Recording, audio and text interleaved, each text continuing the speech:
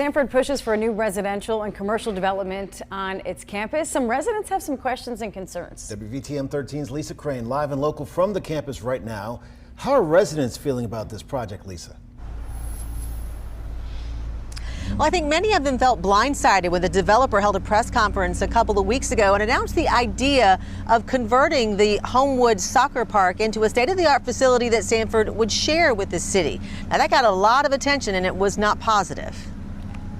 Creekside East and West would be a huge development for Sanford University and a big investment. It would use dozens of acres of university property and turn it into a retail, residential, and high-rise hotel project. But it's generated a lot of concern in the community. Residents have been expressing those worries to city leaders. The concerns that I've heard about are the height of the hotel, the apartment complex over there, and whether it's too large and whether that's an appropriate use of that land right there in terms of from the city's standpoint.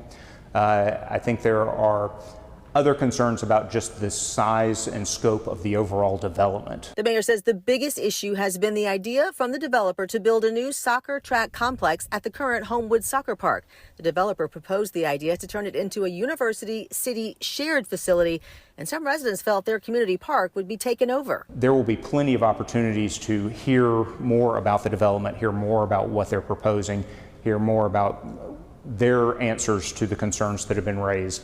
But nothing will happen unless the City Council approves each of these things, the development plan, the rezoning, and the incentives.